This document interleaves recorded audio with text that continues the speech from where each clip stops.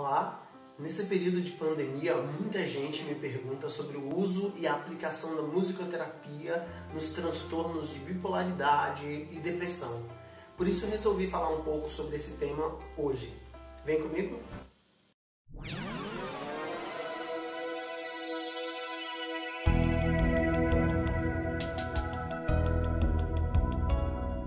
Olá, eu sou Joé de São Paulo, eu sou musicoterapeuta e resolvi falar um pouco mais sobre esse tema aqui hoje, principalmente por causa desse período em que nós vivemos com muita angústia, muito sofrimento por conta da pandemia da Covid-19.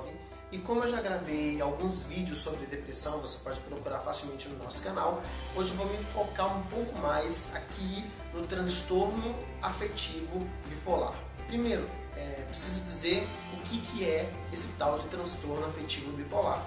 É um transtorno de humor, do nosso estado de afetos e que varia desde a mania até a depressão.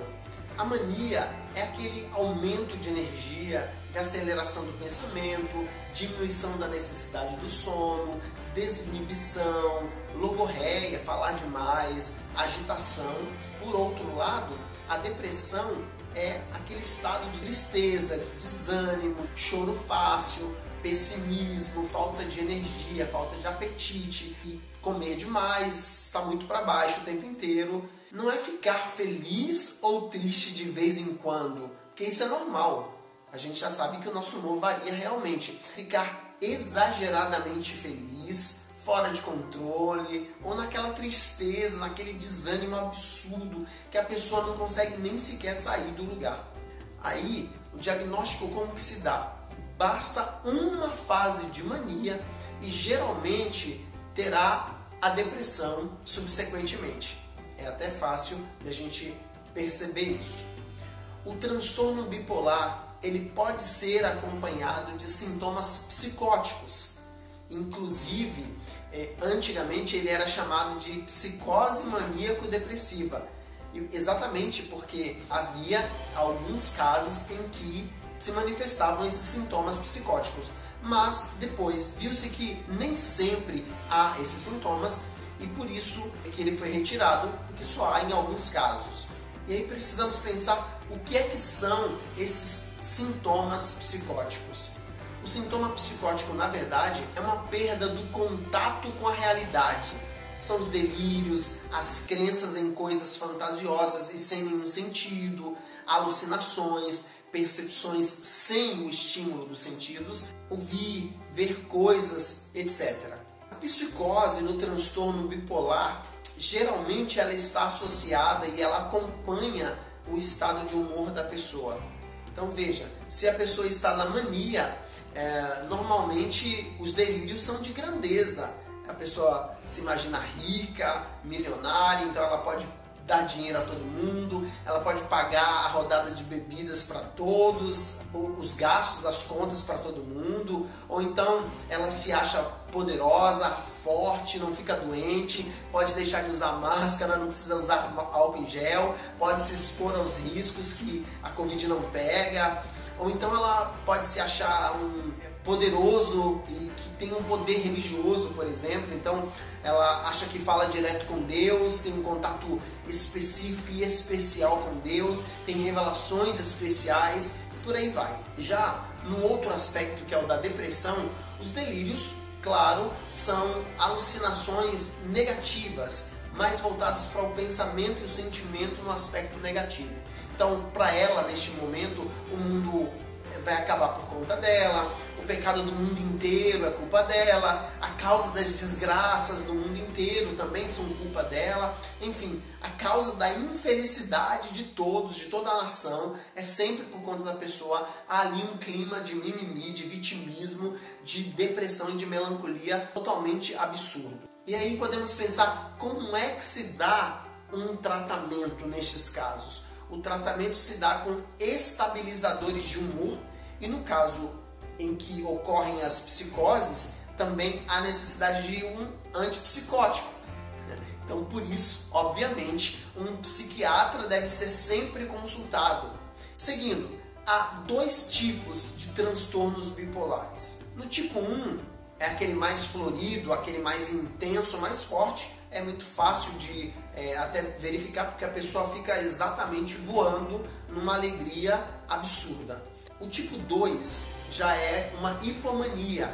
É claro, ele é uma mania mais branda, mais acelerada que o normal, obviamente, mas não chega a ser aquela coisa tão exasperada como é no tipo 1, que é muito mais florida, muito mais acentuada realmente. Nesse caso, tem-se também um transtorno de ansiedade junto. Então, aí vem uma comorbidade quando se trata da hipomania. A pessoa fica mais ansiosa naturalmente. E por conta disso, pode-se confundir a hipomania com o transtorno de ansiedade propriamente dito, né? Já que é possível a gente perceber as duas sempre caminhando juntos. Mas vejam, na hipomania há sempre um aumento de energia e geralmente é associada a coisas boas, como eu já disse, a pessoa se sente mais forte, mais poderosa, mais espiritualizada, enfim. Já no transtorno de ansiedade, para a gente contradizer um pouco essa questão, o humor não oscila em primeiro lugar e geralmente tem-se sentimentos negativos. Então, para o ansioso, geralmente as coisas vão dar erradas, ele tem medo de tudo e por aí vai. E aqui nesse caso é importante a gente lembrar que o paciente precisará de estabilizadores de humor e além disso, simultaneamente, o tratamento terapêutico, e aí musicoterapêutico ou psicoterapêutico, juntamente com um medicamento apropriado para a ansiedade. Há ainda um possível quadro de depressão bipolar, que é um quadro onde se manifestam o desânimo, a irritabilidade, tristeza, falta de energia e outras coisas, numa pessoa que oscila de vez em quando o humor. Veja, neste momento ela está em depressão, mas ela já passou pela fase da mania e que naquele caso, naquele momento, pode não ter sido verificada, pode não ter sentido pela pessoa, porque naquele período a hipomania estava muito fraca e a irritação, a agitação impediram que a própria pessoa verificasse esse quadro de depressão.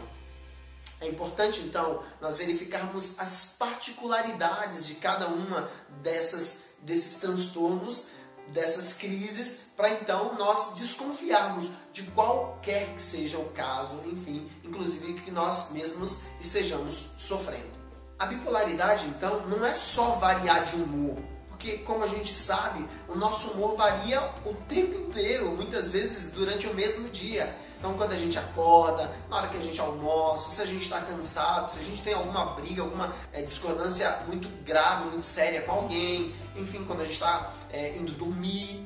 Na bipolaridade, o que a gente tem é uma variedade desse humor de uma forma muito grande. Então, um tratamento claro, ele se dará, portanto, com um diagnóstico bem feito por um profissional e também por uma equipe multidisciplinar. Uma outra coisa que é importante a gente lembrar é que no Brasil a gente tem mais de 30 medicamentos que são autorizados para utilização no transtorno bipolar. Isso significa, então, se a gente tem tantos medicamentos, é que pode ser que não haja um que se aplique a todos os pacientes e que resolva o problema de todos ao mesmo tempo. Ou seja, que pode ser que algum deles não seja tão tolerado por todas as pessoas, não tenha a mesma eficácia para as mesmas pessoas. Então, a escolha do medicamento, ela se dará a partir da própria entrevista, ou seja, da consulta com o médico.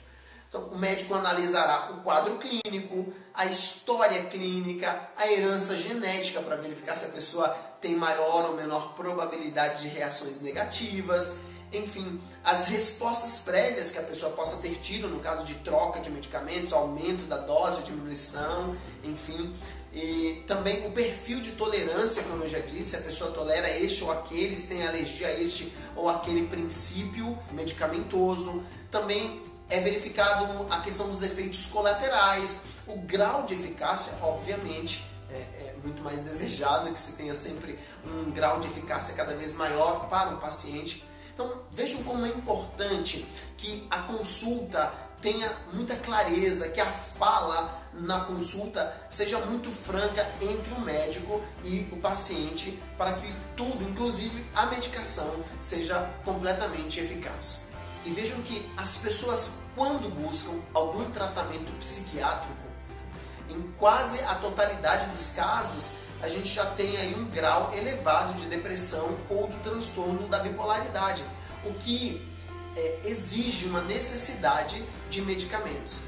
As depressões nos quadros leves e de curta duração até podem ser trabalhados apenas com a psicoterapia, apenas com a musicoterapia, mas geralmente não é o caso das pessoas que chegam nos consultórios. Ali já há um caso mais grave, então é necessário também a medicação. Por isso que, como eu já disse, o motivo desse vídeo é exatamente para dizer que a musicoterapia, em muitos casos, ela se dá associada ao tratamento psiquiátrico e medicamentoso nestes estágios, sobretudo mais críticos. E como isso se dá? Ora, a psicoterapia e a musicoterapia, neste aspecto, elas podem e devem auxiliar no processo de suporte para o paciente lidar melhor com os sintomas da depressão, com sintomas cognitivos e afetivos da depressão, com as crenças disfuncionais que o paciente apresenta. Ele aprende, e aí a musicoterapia e a psicoterapia podem ajudar muito a lidar com a perda que são trazidas pela depressão, perdas de amigos, perdas de trabalho, perdas de dinheiro, até de familiares, enfim, a perda de saúde absurdamente. Também podem ajudar na psicoeducação, inclusive para melhorar a efetivação do tratamento, para que o paciente se torne mais assertivo e mais atento a esse tratamento. Então, portanto, a psicoterapia, a musicoterapia devem ter metas, devem sim suportar o tratamento, mas devem ter as suas próprias metas de auxílio do paciente nesse contexto multidisciplinar. E lembramos que o tratamento do transtorno bipolar é para o resto da vida, porque é uma doença crônica e com alto risco de recorrência e de incapacitação, o que é bem diferente da depressão.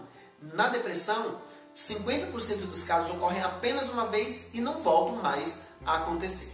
Então vejam que o assunto é bastante complexo, amplo e cheio de sofrimentos, principalmente no momento em que nós estamos vivendo. Há de fato um acirramento dos ânimos e dos afetos e há uma sobreposição de sofrimentos. É preciso que todos estejamos atentos a este momento. Então, duas coisas importantes aqui. Primeiro, que no pós-pandemia será muito imprescindível que todos os terapeutas, musicoterapeutas, psicoterapeutas e todas as clínicas de atendimento e as ONGs estejam de pé para darem suporte a toda essa dor, a todo esse sofrimento que se manifestará abundantemente em nossa sociedade. Então aqui um parênteses para fazer um apelo para você que não conhece a ONG Eu Psico. Entre em contato aí com as redes sociais deles, vejam o trabalho que estão fazendo e eu também ajudo lá. É um trabalho de excelência, auxiliando em todo esse aspecto da saúde mental, então você pode ajudar. E a segunda questão é: não pare, não deixe de se analisar, de buscar o autoconhecimento e verificar em que lugar que você está nessa vida emocional. Sentindo que não consegue mais lidar sozinho com essas questões, com esses sofrimentos, busque ajuda terapêutica urgentemente. E mais uma vez, eu me coloco à disposição para auxiliar naquilo que for possível, tá bom? E é isso, a minha dica de hoje é que você de fato busque cada vez mais olhar-se e conhecer-se, e a partir daí a gente vai sabendo onde é que a gente tem forças, resiliência, capacidade para seguir sozinho ou mesmo a necessidade de buscar ajuda. Se você gostou do nosso conteúdo, curta aí o nosso vídeo, compartilhe e a gente se encontra em breve num próximo vídeo. Um grande beijo e até mais. Tchau, fui!